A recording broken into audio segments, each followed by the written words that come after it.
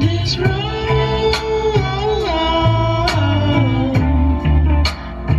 is gonna take us back now. You look so fine,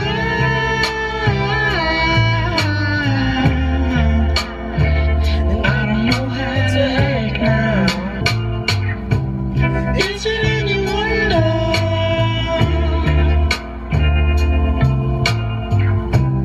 Is it any wonder?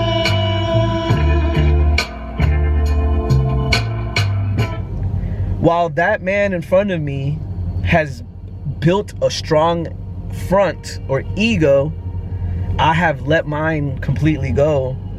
And these two characters, me and this other person, start to play two different games. Mine is called freedom, and the other person's called, ego.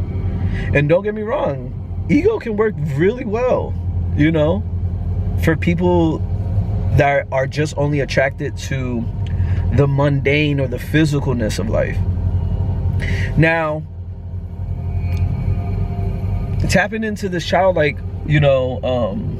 state, there's a sense of freedom that a lot of people can't resist, because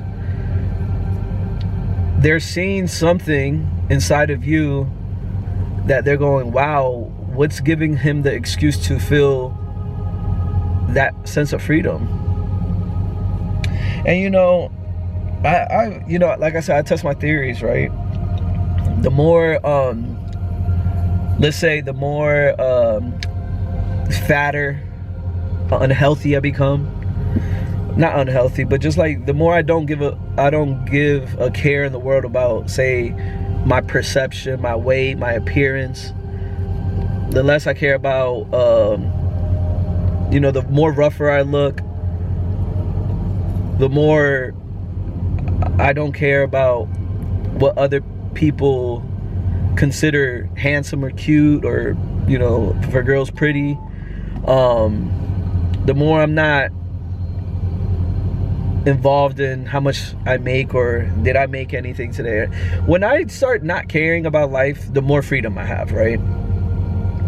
The more I start getting a haircut, hitting everything properly, dressing properly, doing this properly, making myself look the sharpest, the more stuck you are, the more you're not gonna have this sense of freedom. And I'm not saying you can't do both, because I could easily do both, but I'm giving an example where I test my own self. I go, you know what, I'm gonna look like a straight bum, and can I still have the same confidence as a man that has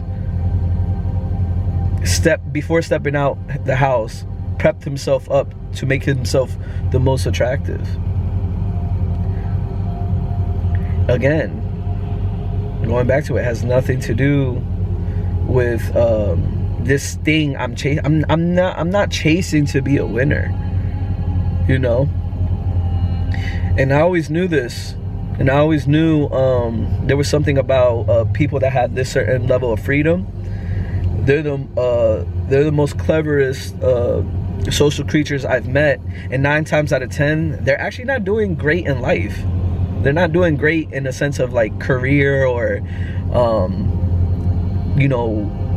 goals of like some sort of long term, because they're so good with social dynamics in the moment that they're having too much fun every day, and they're not finding an excuse to do so.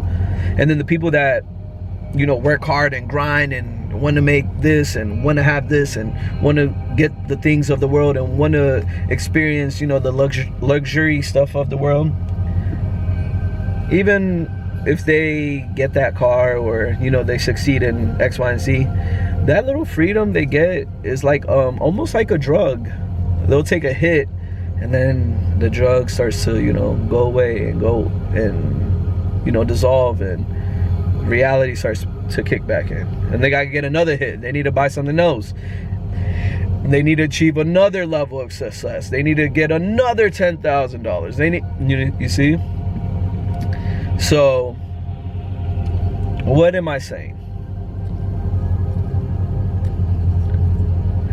when you realize that most people are chasing to be a winner, they're chasing to be, they're chasing to feel good. When you see that most people are doing that, you have to ask yourself, am I doing that? Am I going to the outside world and waiting for the outside world to give me an excuse to feel good, to feel like a winner, to feel amazing, to feel blissed out, to feel joyful? Now, if the answer is yes, or you're not too sure, well, ask yourself even right now, how are you feeling?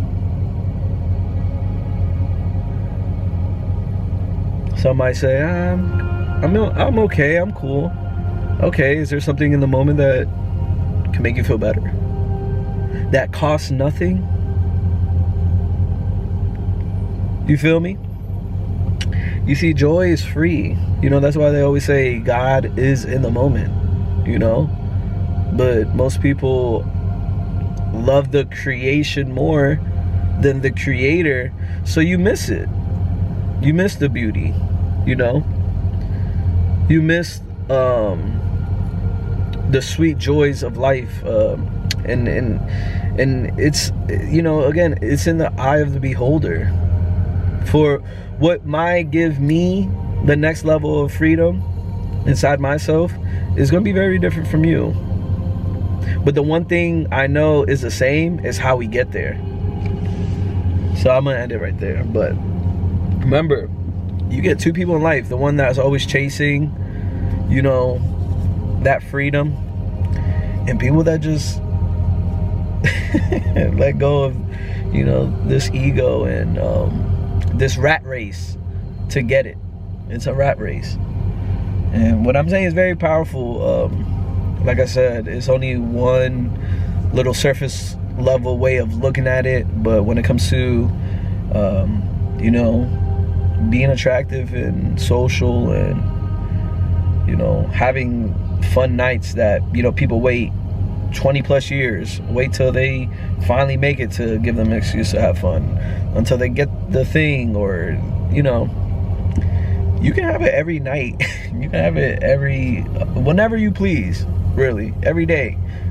And it's some potent stuff. Again, it goes back to learning about self. There's a lot of garbage, you know, in our systems that our parents gave us, or school gave us, or, you know, friends gave us, that when you really tap into certain studies and stuff, you know, it brings a little grief, but also brings a lot of pleasure if you know how to you know, use it well. And just training your mind is literally training your mind. And some days are great, and some days it might take a little bit more effort to do. You know, it's like lifting weights. Some days you have the energy and the power to go strong and heavy, and some days, you know, you're like, I feel weak today. Well, guess what? You still show up. You still put what you can.